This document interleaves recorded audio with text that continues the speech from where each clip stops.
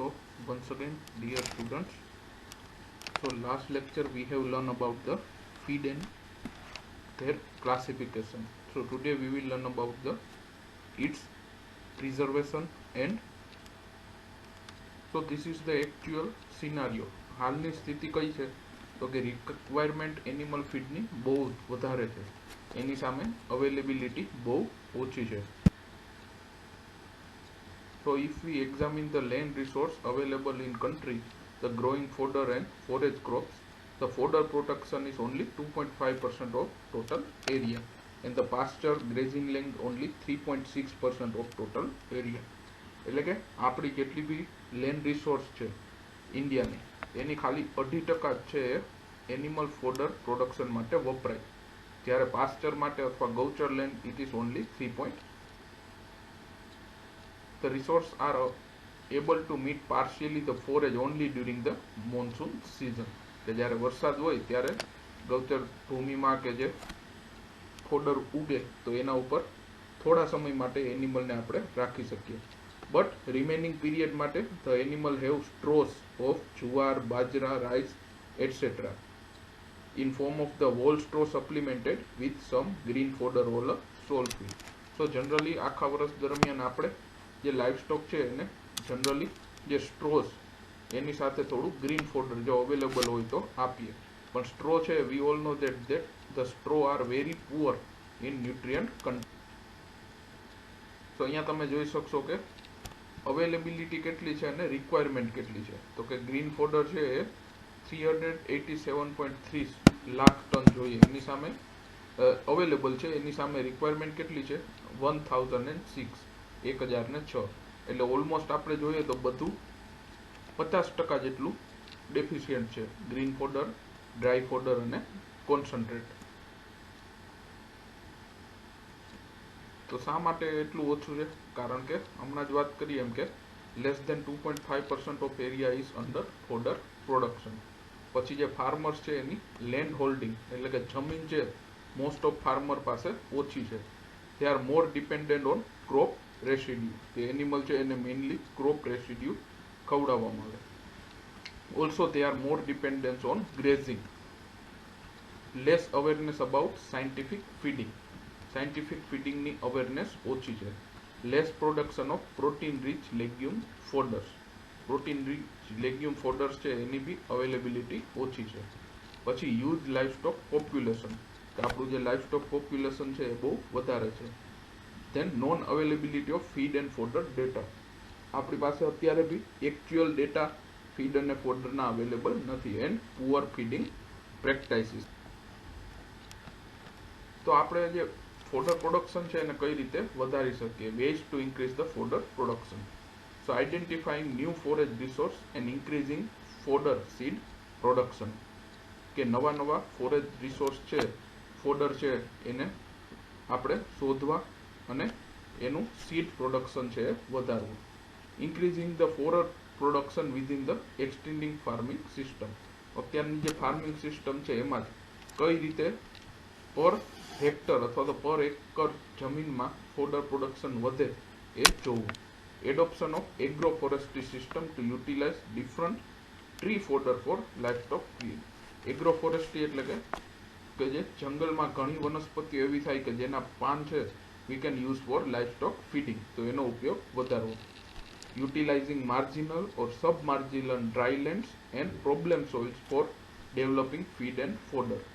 તો એ ઘણી જમીનો એવી હોય કે જે ડ્રાય હોય અથવા તો એના માટીમાં કોઈ ખામી હોય તો એમાં કોઈ એગ્રીકલ્ચર હ્યુમન કન્ઝપ્શનનો ક્રોપ ઉગી શકે નહીં. તો એવી જમીનનો આપણે ફોડર પ્રોડક્શન માટે ઉપયોગ કરવો. Use the feasibility of growing fodder along with food and cash crop.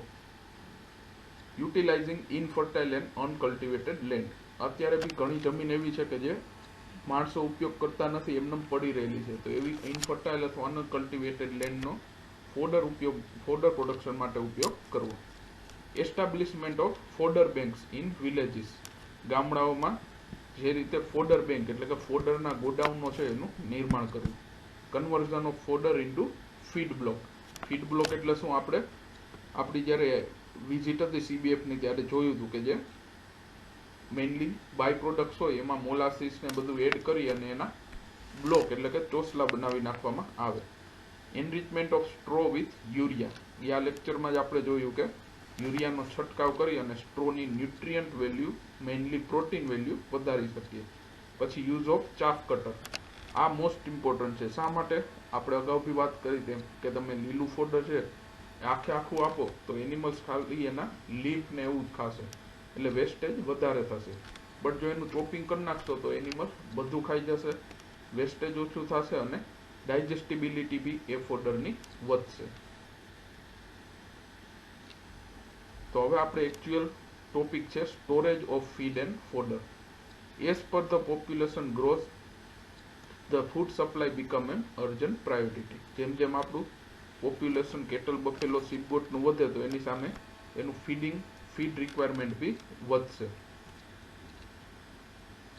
The loss is measured as a reduction in weight in the amount of feed available for consumption. કે જ્યારે આપણી પાસે fodder પૂરતા પ્રમાણમાં હોય અને પૂરતું સ્ટોરેજ ના કરીએ તો લોસ થાય. ક્યાં ક્યાં લોસ હોય તો કે ક્વોન્ટિટેટિવ એટલે કે એનો જથ્થો ઘટે, ધેન ક્વોલિટેટિવ એટલે કે એની ક્વોલિટી બી ઘટે, પછી ઇકોનોમિકલ, ન્યુટ્રિશનલ અને જર્મિનેટિવ. The loss can be prevented or reduced by better management. એ લોસ છે આપણે અટકાવી શકીએ. ક્યારે ક્યારે તો કે at pre harvesting stage, during harvesting, threshing and selling અને ડ્રાઇંગ વર્ક. તો this are the factor that affect the feed value and deterioration. કે જે ફીડ એનિમલ ફીડ છે તો એ બગડી જાય તો એના કયા કયા ફેક્ટર છે તો કે ટેમ્પરેચર, પ્રોપર ટેમ્પરેચરમાં સ્ટોર ના કરો તો બી ફીડ છે બગડે. પછી મોઇસ્ચર, ગયા લેક્ચરમાં જ વાત કરી કે મોઇસ્ચરનું પ્રમાણ જો વધારે હશે તો એમાં મોલ્ડનો અને ફંગસનો ગ્રોથ થાય તો એનાથી એ ફોડર છે બગડી જાય. પછી ઇન્સેક્ટ, ફંગસ અને rodents like mice and rat. So why conversion of feed or storage of forage is required. શા માટે? જે ફોડર છે એનું તો હે અથવા તો સાઇલેજ બનાવીને સ્ટોરેજ કરવું પડશે. કારણ કે seasonal variation creates extra forage at one time and that would be wasted if not conserve. કે સિઝનલ વેરિએશન એટલે કે જ્યારે ચોમાસું અને શિયાળું હશે કે જ્યારે પાણી પૂરતું હશે તો લીલો ચારો છે એ પૂરતા પ્રમાણમાં હશે તો એ વખતે જો આપણે એનું પ્રોપર સ્ટોરેજ નહીં કરીએ તો વેસ્ટ થશે. અને ઉનાળામાં જ્યારે લીલો ચારો નહીં મળે ત્યારે એનિમલને આપણે ખવડાવી શકશું નહીં. So there are two method of conserving forage. First one is drive of moisture in forage. તો જે ફોરેજ છે એને સ્ટોર કરવાની બે રીત છે. પહેલું તો કે એનું જે મોઇસ્ચરનું પ્રમાણ છે એ 10 થી 12% જેટલું રહે ત્યાં સુધી એને ડ્રાય કરવું કે જેને આપણે હે કહીએ. અને બીજું છે નેચરલ ફર્મેન્ટેશન, એનેરોબિક ફર્મેન્ટેશન કરવાનું કે જેનાથી એનું મોઇસ્ચર છે એ 60 થી 70% જેટલું જળવાય અને એની પેલેટેબિલિટી બી વધે. તો એ જે પ્રોડક્ટ છે આપણે એને શું કહીએ? સાઇલેજ. તો હવે વાત કરીએ હે એન્ડ સાઇલેજ મેકિંગની. સો હમણાં જ વાત કરીએ એમ કે જે ગ્રીન ફોડર છે તો એનું આપણે બે રીતે કન્વર્ઝન કહી શકીએ. કાં તો એમાં મોઇસ્ચર ઘટાડી અને એને હે સ્વરૂપે સ્ટોરેજ કરી શકાય અથવા તો મોઇસ્ચરય જળવા રહે અને પેલેટેબિલિટી બી વધે તો એ રીતે એનું એનેરોબિક ફર્મેન્ટેશન કરીને સાઇલેજ બનાવીને બી સ્ટોરેજ કરી શકાય.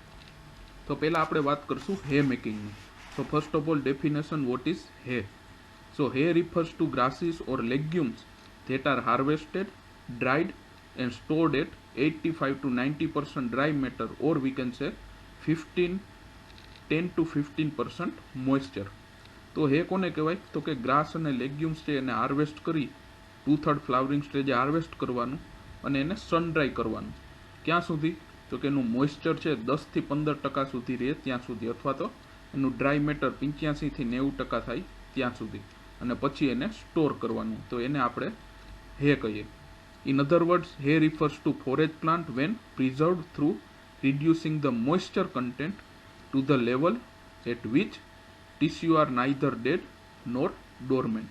બીજી ભાષામાં કહીએ તો હે એટલે શું તો કે ફોરેજ પ્લાન્ટ છે એનું મોઇસ્ચર ઘટાડી અને એનું પ્રિઝર્વ કરવું. તો મોઇસ્ચર ક્યાં સુધી ઘટાડવું? ત્યાં સુધી કે જેના ટિશ્યુ છે અથવા તો સેલ છે એ ડેડ બી ના થઈ જાય અને એ કાર્યરત બી ના રહીએ, સુસુપ્ત અવસ્થામાં રહીએ ત્યાં સુધી આપણે એનું મોઇસ્ચર ઘટાડવું. તો એને aims of hay making. So reducing the moisture content of the feed green crop to a low level 12 to 14% to inhibit the action of plant and microbial enzyme is the aim of hay making. તો શા માટે આપણે moisture ઘટાડીએ? શા માટે જ્યારે green fodder cut કરીએ તો 80% જેટલું મોઇસ્ચર હોય, તો એને ડ્રાય કરવાનું ક્યાં સુધી? તો કે 12 થી 14% મોઇસ્ચર રહે ત્યાં સુધી. તો એનાથી શું થશે કે પ્લાન્ટના જે માઇક્રોબિયલ એન્ઝાઇમ છે એ કામ કરતા બંધ થઈ જાય, એટલે કે પ્લાન્ટ છે જે હે બન્યું હોય એ સ્ટોર લાંબા સમય સુધી રહેશે, એ બગડશે નહીં. અને બીજું કે એમાં કોઈ બી પ્રકારનો મોલ્ડ કે ફંગસનો ગ્રોથ થશે નહીં. After drying, if it is stored properly, fungus does not grow and its nutritive value is also not affected. In fact, its nutrition contents are preserved. Then high quality hay કોને કહેવાય? તો કે it must be green in color, leafy, pliable and free from mustiness.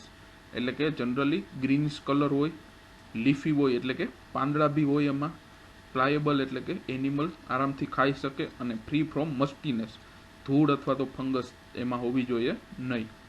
When harvested in proper physiological stage of growth and viol code to 15% of less mature at the time of storing. The principles of hay making. હમણાં જ વાત કરી કે principal એનો main શું છે? તો કે વોટર કન્ટેન્ટ અથવા તો મોઇસ્ચર કન્ટેન્ટ છે એ પ્લાન્ટનું ઘટાડવું. શા માટે? So that it can safely be stored in mass without undergoing fermentation or becoming mouldy. કે મોઇસ્ચર ઓછું હશે તો એમાં કોઈ બી ફર્મેન્ટેશન કે ફંગસ ગ્રોથ થશે નહીં. This must be accomplished in such a manner that the hay is not leached by rain and the loss of leaves is kept at minimum. તો હે બની જાય પછી એનું જ્યારે સુકવણી કરતા હોઈએ અથવા તો સ્ટોર કરીએ તો એક તો ખાસ ધ્યાન શું રાખવાનું કે એને વરસાદથી બચાવવું. જો વધુ પડતો વરસાદ પડશે તો પાણીની સાથે એના ન્યુટ્રિયન્ટ્સ છે ધોવાઈ જાય, એને કહેવામાં આવે leaching. So leaching means loss of nutrients due to heavy rain. અથવા તો જ્યારે આપણે એની વાવણી કાપણી કરતા હોઈએ અને સૂકવીએ તો વધારે પડતું સુકાઈ જાય વધારે પડતા તડકામાં, તો એના પાંદડા બી ખરી જાય, તો એ બી એક પ્રકારનો લોસ. ધેન ફંડામેન્ટ્સ ફોર ગુડ હે.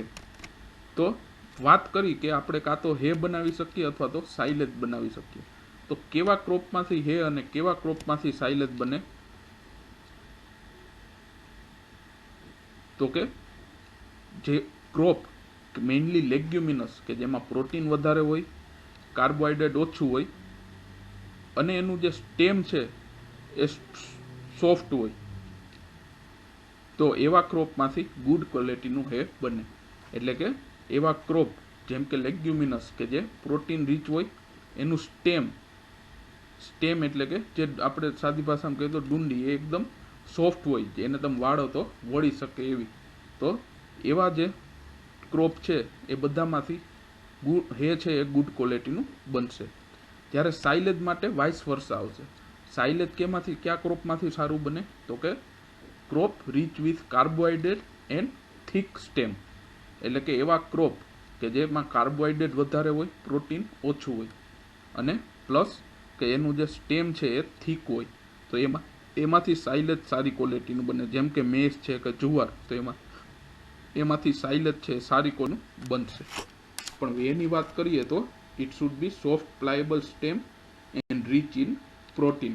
જનરલી જે લેગ્યુમિનસ ક્રોપ છે, લ્યુસન, બર્સિન, અલ્ફાલ્ફા, તો એમાંથી સારી ક્વોલિટીનું જે હે છે એ. પછી આવે હાર્વેસ્ટિંગ, કે હે બનાવવા માટે ક્યારે આપણે ફોડર છે એની કાપણી કરવી જોઈએ. તો આ બી ખાસ યાદ રાખજો, એટ 2/3 ફ્લાવરિંગ સ્ટેજ. 2/3 ફ્લાવરિંગ સ્ટેજે જ એની કાપણી કરવાની. તો એનું શું કારણ છે? રીઝન ઇઝ ધેટ કે if you go for early harvesting, જો તમે હાર્વેસ્ટિંગ વહેલું કરો તો શું થાય? The fodder growth will be less. જે ફોડર છે એનો ગ્રોથ એકદમ ઓછો હશે, એટલે કે તમને ક્વોન્ટિટી મળશે નહીં. અને if you go for late cutting, late હાર્વેસ્ટિંગમાં જાવ તો શું થાય કે જેમ લેટ ફોડર છે ઓલ્ડ થતું જાય અથવા તો મેચ્યોર થતું જાય, તો એમાં દાણા બનવા માંડશે, એના સીડ. તો જે બી ન્યુટ્રિયન્ટ્સ એના છોડમાં હશે, પાંદડામાં ને એ બધું ક્યાં જતું રહેશે? એના સીડમાં. એટલે કે ન્યુટ્રિયન્ટ્સ છે એનો લોસ થાય. તો એટલા જ માટે 2/3 ફ્લાવરિંગ સ્ટેજ છે એ સૌથી મોસ્ટ ઇમ્પોર્ટન્ટ છે. એ વખતે હાર્વેસ્ટ કરી અને આપણે હે બનાવી શકીએ. ત્રીજું તો કે hair should be leafy and green in color as they reflect the nutritive value of hair. એમાં પાંદડા બી હોવા જોઈએ પ્લસ એક ગ્રીનિશ કલરનું હોવું જોઈએ. It must be free from moulds and weeds. એટલે કે એમાં કોઈ બી પ્રકારની મોલ્ડ્સ, ફંગસ કે નિંદામણ હોવું જોઈએ નહીં. Hay should have characteristic aroma of the crop. એટલે કે જે ક્રોપમાંથી તમે હે બનાવતા હોય તો એની તમને કેરેસ્ટિક એરોમા એટલે કે જનરલી સુગંધ એ હેમાંથી આવશે. તો ક્યારે તમારે હે બનાવવું જોઈએ? તો વેધર મસ્ટ બી ડ્રાય. જ્યારે ડ્રાય હોય, વરસાદ પડવાના ચાન્સ ના હોય ત્યારે જ. શા માટે? કારણ કે હે બનાવવા આપણે ફોડરને કટ કરશું 2/3 ફ્લાવરિંગ સ્ટેજ, અને આપણે એને સૂકવવું જોશે તડકામાં. જો એ દરમિયાન વરસાદ આવી જશે તો હે બધું આપણું બગડી જશે. હવે વાત કરીએ step of hay making. Hay મેકિંગના steps ક્યાં ક્યાં છે? તો એકદમ ઇઝી છે હે બનાવવું. લગભગ જે ખેડૂતો છે મોટા ભાગના હે બનાવતા બી હોય છે.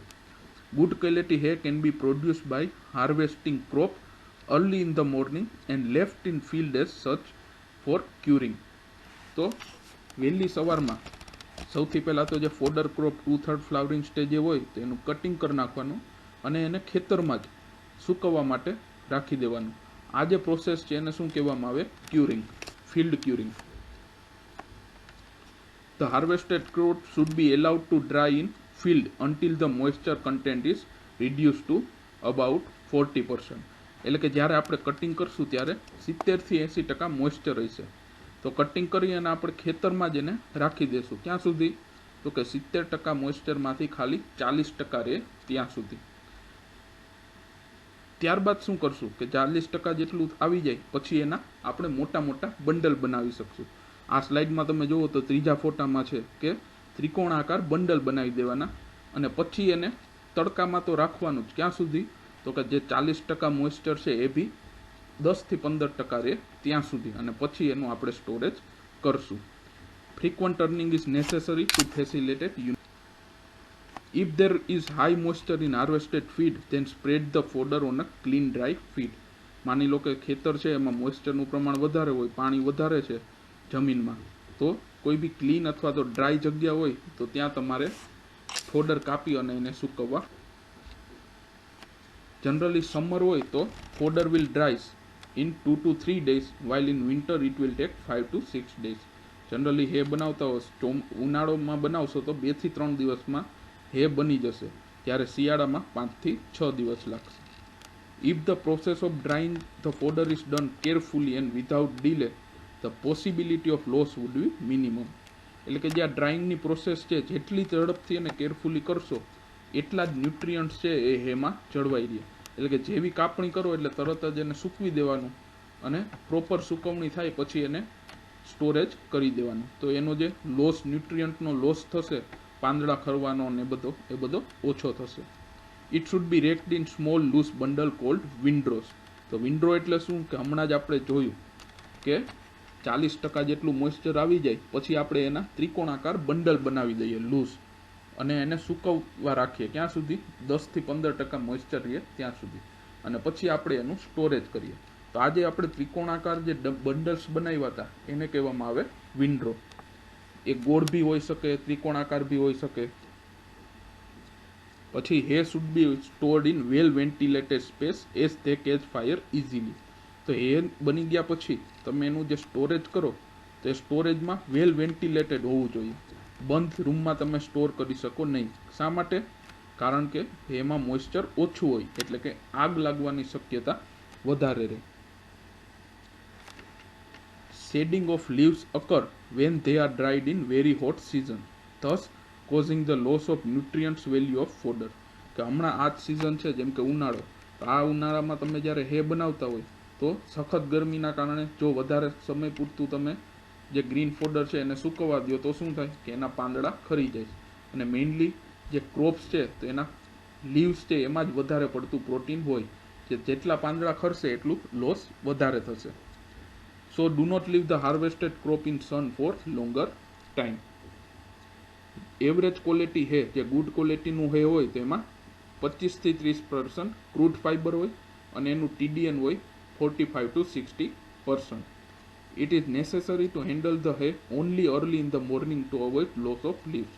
એટલા જ માટે જ્યારે બી તમારે ફોડર ક્રોપ કરવો હોય અથવા તો જે સુકવણી આપણે ક્રોપની કરી એના બંડલ બનાવવા હોય કે અથવા તો એને ફ્રીક્વન્ટ ટર્નિંગ કરવું હોય તો હંમેશા અર્લી મોર્નિંગ એટલે કે જ્યારે ઠંડકનો સમય હોય ત્યારે કરવું. ક્રોપ્સ ફોર હે મેકિંગ. કયા પ્રકારના ક્રોપ્સમાંથી તમે હે બનાવી શકો?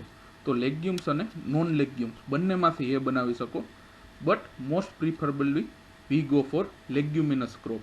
આપણે હે બનાવવા માટે લેગ્યુમિનસ ક્રોપ જેમ કે lucerne, Rhodes grass, berseem, then Sudan grass કે જે બેસ્ટ છે હે મેકિંગ માટે. શા માટે?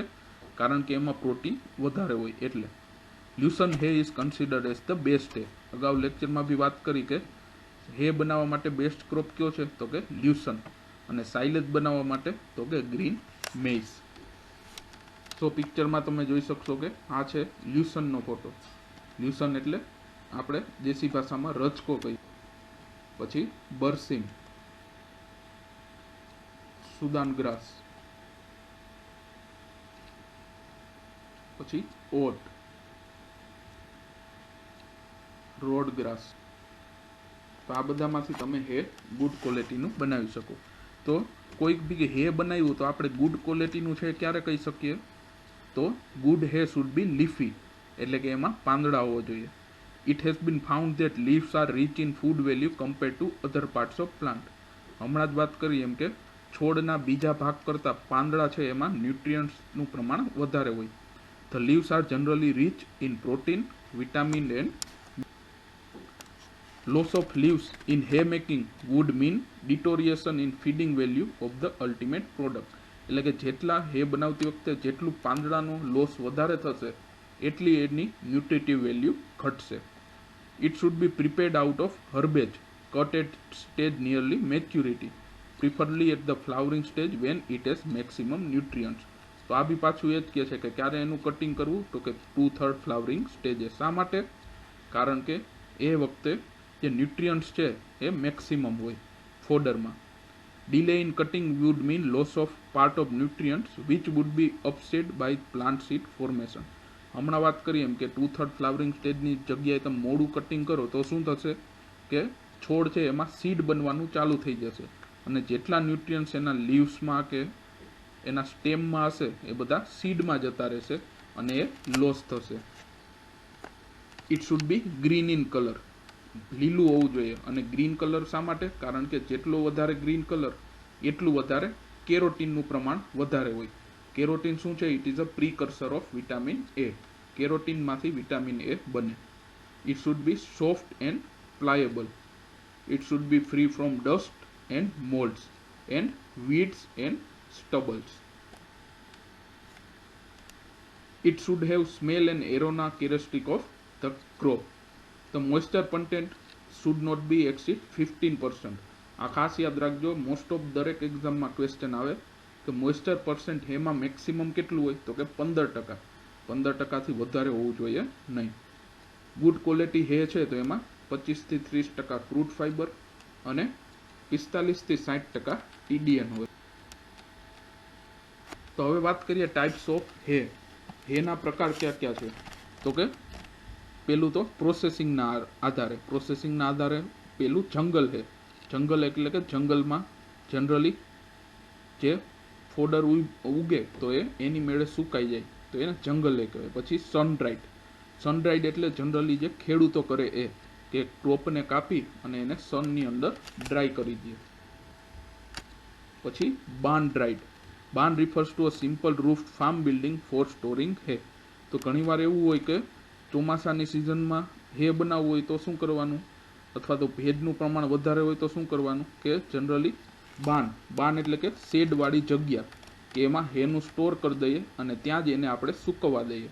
પછી આવશે ડિહાઇડ્રેટેડ ફોડર. તો તમે જે બીજો ફોટો છે એમાં જોઈ શકશો કે જે હોટેર ઓવન જેવા ડ્રાયર હશે, એ ડ્રાયરમાં ફોલ્ડરને રાખશો એટલે કે ફોલ્ડર છે એ ડ્રાય થઈ જશે. સો એને કહેવાય ડિહાઇડ્રેટેડ ફોલ્ડર્સ. કાઇન્ડ્સ ઓફ હે, કયા પ્રકારના હે હશે? તો કે પેલું લેગ્યુમિનસ. હમણાં જે વાત કરી એ પ્રોસેસિંગના આધારે હેના પ્રકાર હતા. હવે વાત કરશું એ ક્રોપના આધારે. ક્રોપના આધારે હેના પ્રકાર ક્યાં હોય? તો પેલું લેગ્યુમિનસ છે. લેગ્યુમિનસ એ કોને કહેવાય? તો કે લેગ્યુમિનસ ક્રોપમાંથી બનાવીએ હે તો એને લેગ્યુમિનસ હે કહેવાય. તો એમાં ડાયજેસ્ટિબલ પ્રોટીન, કેરોટીન, વિટામિન ડી અને વિટામિન ઈ છે એ વધારે હશે. જનરલી લેગ્યુમિનસ ક્રોપ લ્યુસન અને બર્સીમ છે તો એમાંથી જે હે બનાવીએ તો એને લેગ્યુમિનસ હે કહેવાય. નોન લેગ્યુમિનસ હે એટલે શું? કે જે આપણે સિરિયલ ક્રોપ અથવા તો નોન લેગ્યુમિનસ ક્રોપમાંથી હે બનાવીએ તો એને નોન લેગ્યુમ્સ હે કહેવાય. પણ એમાં લેગ્યુમિનસ હે કરતાં પ્રોટીન, વિટામિન, મિનરલ એ બધું ઓછું હોય અને એની ડાયજેસ્ટિબિલિટી બી ઓછી હશે. પછી ગ્રેઇન ક્રોપ હે, જેમ કે બાર્લી કે ઓટ જેવા જે ગ્રેઇન ક્રોપ છે એમાંથી આપણે હે બનાવીએ તો એને ગ્રેઇન ક્રોપ હે કહેવાય. અને લાસ્ટ વન છે એ મિક્સ્ડ હે, જનરલી પ્રિપેર્ડ ફ્રોમ મિક્સિંગ લેગ્યુમ અને નોન લેગ્યુમ્સ ક્રોપ. લેગ્યુમ અને નોન લેગ્યુમ બંને પ્રકારના ક્રોપને ભેગા કરી અને હે બનાવીએ તો એને મિક્સ્ડ હે કહેવાય, જે સૌથી બેસ્ટ. શા માટે? કારણ કે એમાં ન્યુટ્રિયન્ટ્સ બેલેન્સ જળવાય. ફોરેજ ક્રોપ યુઝ ફોર હે, અગાઉ જે વાત કરી એ જ ફરીથી આવ્યું કે નોન લેગ્યુમ બંનેમાંથી બનાવી શકો. બટ બેસ્ટ ક્રોપ ક્યાં છે? તો કે થીન અને સોફ્ટ સ્ટેમવાળા, અને જેમાં પ્રોટીનનું પ્રમાણ વધારે હોય અને કાર્બોહાઈડ્રેટ ઓછા હોય. તો લ્યુસન ઇઝ આઈડિયલ લેગ્યુમિનસ ક્રોપ ફોર હે મેકિંગ. આ તમને રીઝનમાં બી પૂછાઈ શકે કે શા માટે લ્યુસન છે તો એને બેસ્ટ ક્રોપ કહેવાય હે મેકિંગનો. કારણ કે એમાં ડ્રાય મેટર વધારે હોય. બીજું હાઈ પ્રોટીન, એમાં પ્રોટીનનું પ્રમાણ વધારે હોય. હાઈ મિનરલ, કેરોટીન અને ગુડ પ્લેબિલિટી. મિનરલ વધારે હોય, કેરોટીન વધારે હોય અને એની પાચ્યતા બી વધારે હોય. લેસ સુગર એન્ડ કાર્બોહાઈડ્રેટ, એમાં સુગર અને કાર્બોહાઈડ્રેટનું પ્રમાણ ઓછું હોય. Non leguminous hay contain less protein, mineral and vitamins. Then advantage of hay making. Hay મેકિંગના એડવાન્ટેજીસ ક્યાં છે? તો કે there is availability of nutritional food to the animal during the scarcity. એટલે કે અછતના સમયે જો આપણે હે બનાવીને ફોડર રાખેલું હશે તો એ અછતના સમયે આપણે એનિમલને ખવડાવી શકશું. Fodder can be preserve for longer period of time because lack of moisture content, enzyme and microbial activities are stop. વાત કરીએ એમ કે મોઇસ્ચર ઓછું હશે એટલે કે એને લાંબા સમય સુધી આપણે સ્ટોર કરી શકીએ. The good quality legume hay may replace certain amount of concentrate in ration, reducing the cost of production. એટલે કે સારી ક્વોલિટીનું લેગ્યુમિનસ હે હશે તો આપણે જે કોન્સન્ટ્રેટ આપવું પડે એનિમલને, ખોળ હોય કે દાણ હોય, તો એને ઓછું કરી શકીએ, જેનાથી ઓવરઓલ કોસ્ટ છે એ ઘટશે. The fodders can be harvested at the stage when there is maximum accumulation of nutrients in plant. જ્યારે સૌથી વધારે ન્યુટ્રિયન્ટ્સ પ્લાન્ટમાં હોય 2/3 ફ્લાવરિંગ સ્ટેજે, તો ત્યારે આપણે એને હાર્વેસ્ટ કરી અને હે બનાવી. પછી ફિઝિકલ ફોર્મ્સ ક્યાં છે હેના ફિઝિકલ ફોર્મ એટલે કે આકારના આધારે હેના પ્રકાર ક્યાં છે? તો પેલું લોંગ હે. લોંગ હે કોને કહેવાય? તો કે fodder is cut, dried and then stored at such. એટલે કે જેવું ફોડર છે એ 2/3 ફ્લાવરિંગ સ્ટેજે આવે તો ત્યારે આપણે એનું કટ કરી લઈએ, ડ્રાય કરી લઈએ અને એમને આપણે એનું સ્ટોર કરી દઈએ, એને લોંગ હે કહેવાય. પછી ચોપ્ડ હે. ચોપ્ડ એટલે શું? ડ્રાય હે cut into small pieces of 2 to 2.5 inch in size and then stored. કે જે હે બની ગયું પછી આપણે એનું ચાફ કટર દ્વારા નાના નાના કટકા કરીએ, પછી આપણે એને સ્ટોર કરીએ તો એને ચોપ્ડ હે કહેવાય. પછી બેલ્ડ હે. Hay is tied in bales of 1 by 1 by 1 meter in size and reduced storage space. એટલે શું? તો હે બની ગયું પછી આપણે એના 1 મીટર હાઇટ, 1 મીટર લેન્થ અને 1 મીટર વિથના ચોરસ બંડલ બનાવી દઈએ મોટા, અને પછી આપણે એને હે સ્ટોર કરીએ. તો આ જે ચોરસ બંડલ બનાવ્યા એને બેલ્સ કહેવામાં આવે. પછી પેલેટિંગ. પેલેટિંગ આપને ખ્યાલ જ છે કે જે પેલેટ બનાવીએ, ફોડર પેલેટ હોય કે અમૂલ દાણ છે તો એને પેલેટ કહેવાય.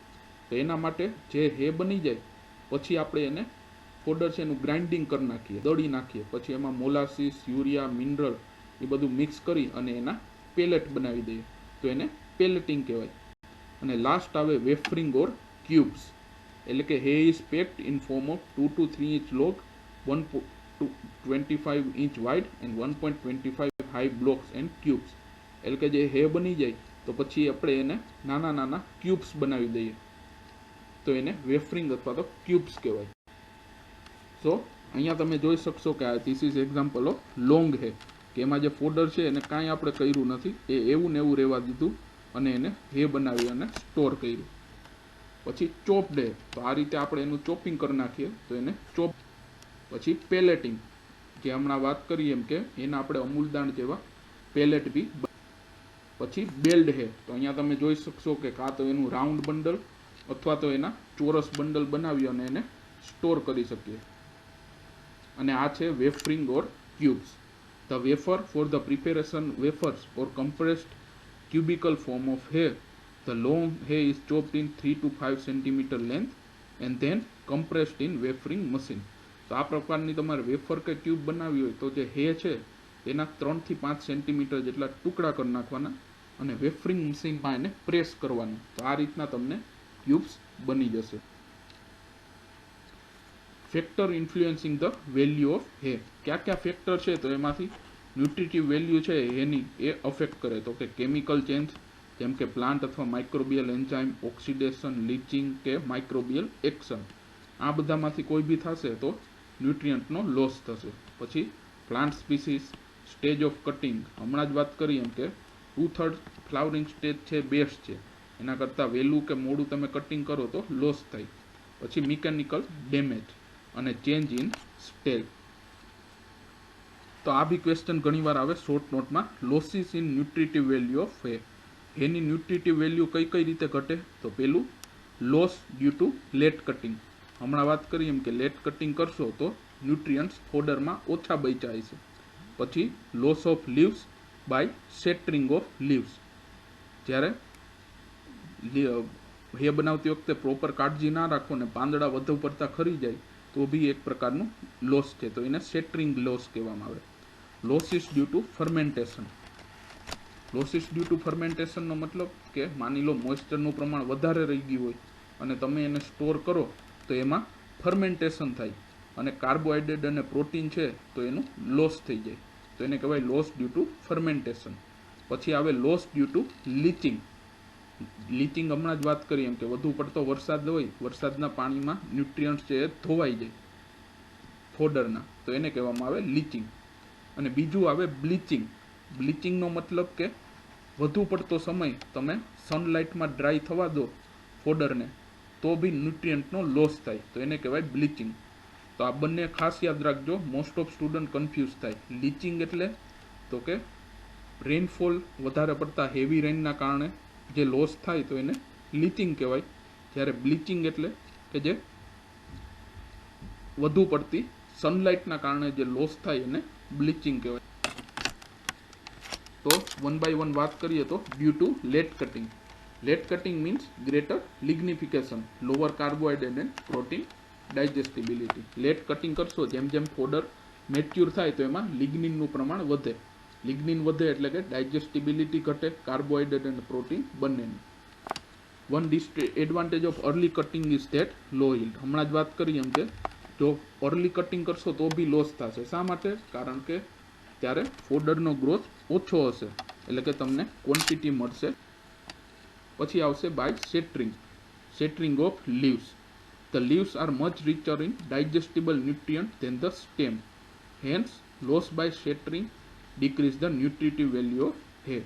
હમણાં વાત કરી એમ કે ફોડરના સ્ટેમ કરતાં એના પાંદડામાં ન્યુટ્રિયન્ટ્સ વધારે હોય, જેમ પાંદડા વધારે ખરશે એમ લોસ વધશે. To avoid this losses, hair should never be over dried or handled during warm period of day. આ લોસ અટકાવવા માટે હે છે એને ક્યારેય બી વધારે પડતું સૂકવવું નહીં સનલાઇટમાં, અને જ્યારે ઉનાળો કે હોય ત્યારે જે વોર્મ પીરિયડ હોય બપોરના સમયે કે 11 થી 5ના સમય દરમિયાન હે બનાવવું. Then losses in fermentation. In fermentation of hay, some of organic nutrients such as starch and sugars are oxidized into CO2 and water. So if drying is prolonged because of unfavorable weather condition, change brought about by the activity of bacteria and fungus. તો જ્યારે તમે હે બનાવતા હોય ને અચાનક વરસાદ આવી જાય એટલે ફોડર પલળી જાય તો એને સૂકવવા માટે વધારે ટાઈમ જોશે. તો એ દરમિયાન મોઇસ્ચરનું પ્રમાણ વધારે હશે તો બેક્ટેરિયા અને ફંગસનો ગ્રોથ થશે. તો એનાથી ફોડર છે એનું કાર્બોહાઈડ્રેટ અને પ્રોટીનનું ફર્મેન્ટેશન થાય. પ્લસ ફંગસ ગ્રોથના કારણે ફંગસ છે એ ટોક્સિન પ્રોડ્યુસ કરે જેને આપણે માઇકોટોક્સિન કહીએ. તો એ માઇકોટોક્સિન છે બી માઇકોટોક્સિન વાળું તમે કોઈ ફોડર ખવડાવો એનિમલને તો એનિમલની હેલ્થને એડવર્સ ઇફેક્ટ. પછી વાત કરી બાય લીચિંગ. તો leaching means if hay is almost cured and is may export to heavy rain for prolonged time, especially when in the field serves loss may occur through leaching. એટલે કે માની લો કે તમારે હે બનાવવું હતું, તમે ફોડર કટ કરીને સન ડ્રાઈમાં રાખી દીધું, ત્યારબાદ અચાનક ફૂલ વરસાદ આવ્યો 2 થી 3 દિવસ ઉપરા ઉપરી, તો એ વરસાદના પાણીની સાથે સાથે ફોડરમાં જે ન્યુટ્રિયન્ટ્સ હશે એનો બી લોસ થશે. એને કહેવામાં આવે leaching. So thank you all students. This was about the hay making. In next video you will see the silage making.